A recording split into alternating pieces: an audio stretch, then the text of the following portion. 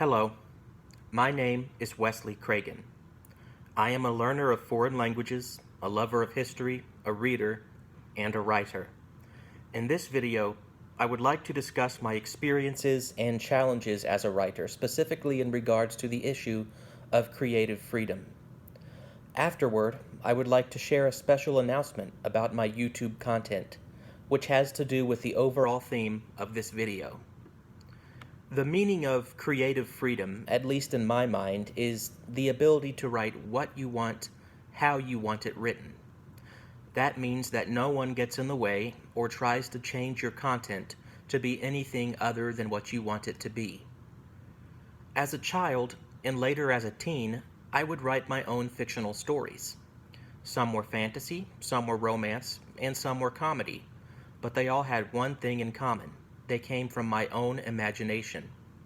They were written as only I could and would write them, unique to my own style and tastes.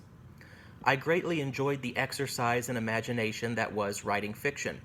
I even had thoughts of being a fiction author when I grew up. But there was a problem, and it was something that discouraged me greatly and still discourages me today. That problem can be summed up in one word: editing. I wasn't afraid to revise my own work in order to make it better. That's not what I mean by saying I had a problem with editing. What I mean is this. I was told as a youngster that all authors who publish books must first send their completed works to a hired editor, whose job it is to correct, change, and alter any part of the material that said editor finds unworthy to be in the book. In other words, before your book could be published, this one person had to read it, say what he or she didn't like about it, and then either alter or completely remove the offending parts of the material before it could hit the shelves. The reason this discouraged me from writing is because I did not like the thought of someone else changing my work. I thought it completely defeated the purpose of creativity and authorial freedom for material that was written by me and rightfully my own to be challenged by someone else. It made me so distraught that I even thought at one point that I would never again wish to be an author.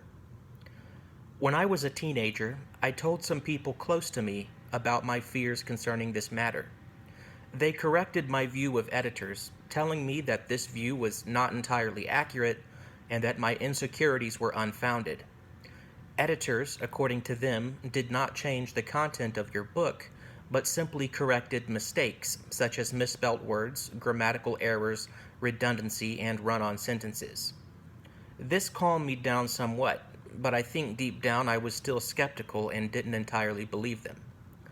As I've grown older, I've realized more and more that I was probably right, and that my counselors, though well-meaning, did not fully grasp the creative control that editors really have. I have found this out by analyzing other well-known creative writers and their works. One example of this comes from Christian author and evangelist Max Lucado. Recently, I was reading one of his books, which I will not name, and came across a joke which I will not quote here, but directly below the joke in parentheses was a note from Mr. Lucado saying that he had fought 2 editors to keep said joke in the book. This set off alarm bells in my head once again, renewing my youthful concerns about the practice of editing. If editors, I thought, could challenge something like a joke, saying that it should not be included in the text, then that means their job was definitely not limited to correcting mere spelling and grammatical errors. It would imply, in fact, that they do have serious influence and even control over the author's content. Another example of a famous writer having his creativity challenged is George Lucas, the famous filmmaker known for being the creator of the Star Wars movies. Although this example has to do with film scripts and not literary works, I feel it still exemplifies what my problems with editing are.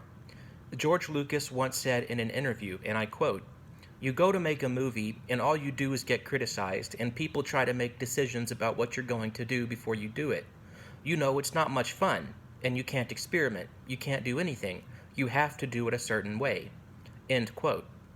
The fact that Lucas believes that even in writing the scripts for films, you can't experiment creatively without interference seems to prove how very limited creative freedom is in all forms of writing.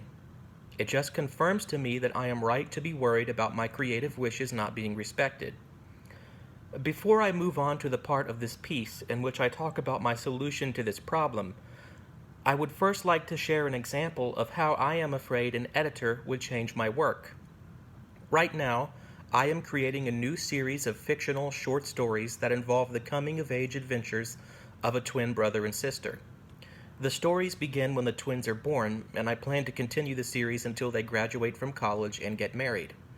Each year in the lives of the twins is told in 4 short stories, each divided into 4 annual seasons. As part of my creative plan for the series, I have decided to put the year the events take place at the beginning of every story, preceded by the season. For example, the first story about the birth of the twins begins with the words, Spring 1993. The second story, which I am currently writing, begins with Summer 1993, and so on. I view the dates and seasons given at the beginning of each entry in this series as being an essential part of the story I want to tell. This particular aspect of this new series is very important to me. However, the thought has popped into my mind that if I were to publish these stories someday, an editor would, for whatever reason, not like the inclusion of the times and dates at the beginning of each entry and try to have them removed. It would be a very difficult thing for me to accept if that were the case. So I have decided to do something about these fears. Am I still giving up? Vowing never to write? Not exactly. I have decided that instead of trying to publish my stories, I will simply write them on Microsoft Word, reread them, and correct any errors or rough edges that I see, and then record them on my phone before uploading them to my YouTube channel. This way I can share my stories with the world the way I want to share them without any unwanted changes being made. I also plan to try to get my YouTube channel off the ground in this way, and perhaps gain more viewers and subscribers for my content. Before I go, I would like to stress that I am not by any means trying to declare war on editors, nor am I saying that editors should be abolished. I personally would never discourage other aspiring authors from hiring editors for their own works. I am simply trying to take a stand for creative freedom in my own way, a way that perhaps has never been tried before. I admit this experiment may or may not succeed, but whatever happens, I want to at least be able to say that I tried to make a positive difference in the world of creativity and art.